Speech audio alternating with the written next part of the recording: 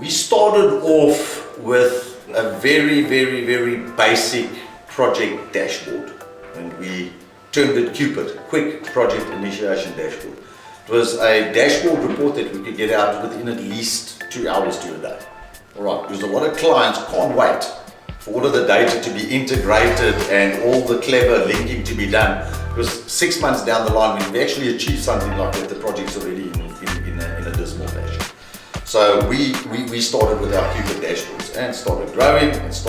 We even had some of the recognized project management technology companies approaching us to do prototypes on the cloud solutions. We're talking 2005. So our Cupid dashboards are still our prime. Never ever lost them. They'll always be there because it's quick entry to projects, and it's also quick entry for us into our clients. And we can get project data up and running within a day. And we can start doing the urgency reporting to the executives. As time progressed, we had to move into the domain of proprietary software. We had to start working in the Microsoft platforms, we had to work in the Oracle platforms, the likes of Dell Tech and so forth.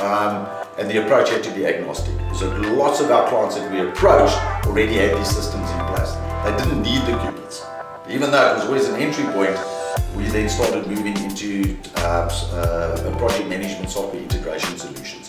So we've got our bespoke dashboards, and then we've got our integrated project management solutions that work within the prime project management technology solutions. So we offer the full suite of bespoke development and integrated project management software, from financial, through scheduling, through portfolio management, the full cut from project management information systems. On top of that, we own and have built and continue building something called Lifecycle Manager.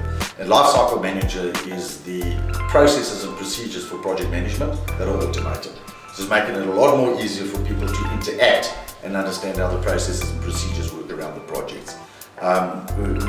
We've had to move away from desktop manuals and paper files and so forth. It just doesn't work anymore. So we've moved into some very clever integrated processes and procedures.